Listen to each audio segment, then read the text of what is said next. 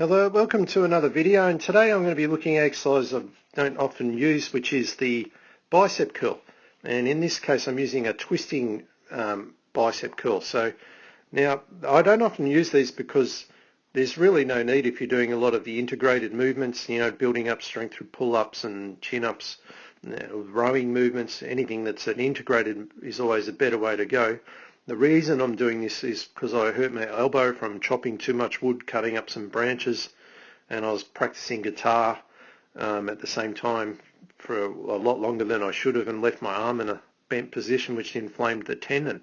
So I ended up with epicondylitis on the medial side, which is also known as golfer's elbow. So around here, where the tennis elbow is on the top part of the forearm. So anyway, to get out of the problem, I have to use a series of exercises to try and re-strengthen that tendon, because it's quite inflamed and it gets quite weak. So if you leave it for too long, it becomes quite chronic. Anyone who's had elbow problem would know it can hang around for a really long time. So this first exercise, this twisting curl, actually helps to, at first it's quite painful, but it can actually help to strengthen that tendon from this sort of twisting action of the forearm there. So it's actually quite as the more you do, it actually feels quite relieving.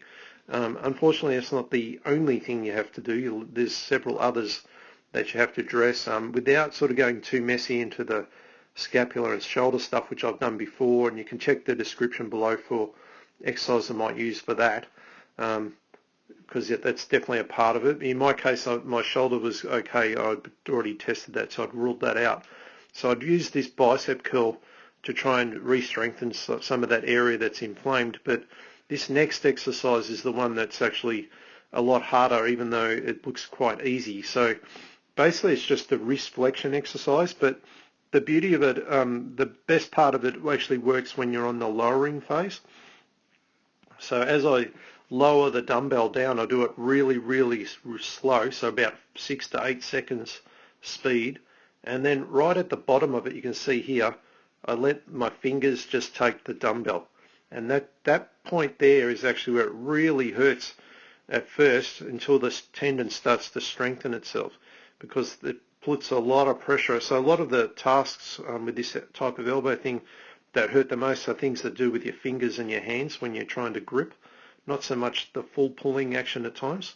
So this point here is where it's actually strengthening that tendon. That's why I'm doing eccentrically. So instead of me pulling it up by myself, I'll use my other hand, so I don't have to do that hard part on its own. So I'll do the eccentric phase where I'm a lot stronger and where all the strengthening of the tendon happens.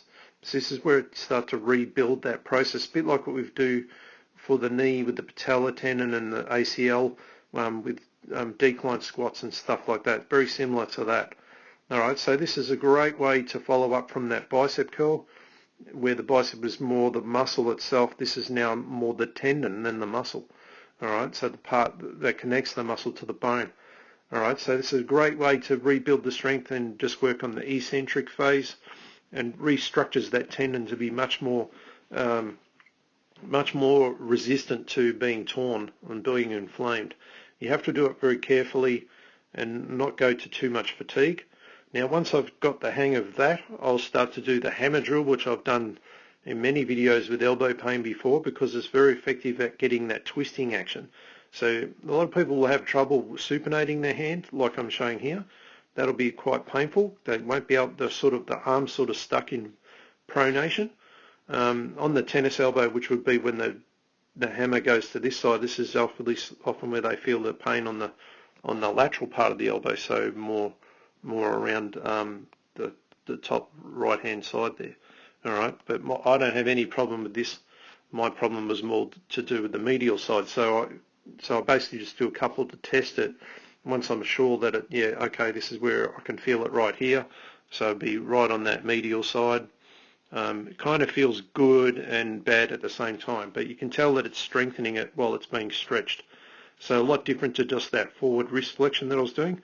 So all I'll do is I'll just do a lot of repetitions just going this way and kind of getting my wrist to make sure it can supinate again, and making sure that my shoulder doesn't compensate to try and make it look good. So you can see how I'm really keeping that top part of my arm dead still. So I'm really keeping my scapula in a good position, shoulder super stable so none of this moves, and I'm just getting everything that I want out of the forearm.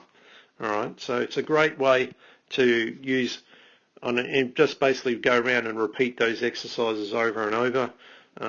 You know, obviously you might want to use some soft tissue release or something in between, checking the flexibility of the pecs, and all those shoulder related things, which again I won't go into that because I've done it many times in other videos, but check the description below because I'll have the article that you can look at with all those exercises if you need them. But I just thought it'd be an interesting video to show you where not all isolated exercises are useful, but at certain times in rehabilitation they are, and this is a good example of when I would use them. All right. So anyway, I hope it gives you some ideas if you have some trouble with golfer's elbow. If you want, I hope you've enjoyed it, and I'll look forward to seeing you next time.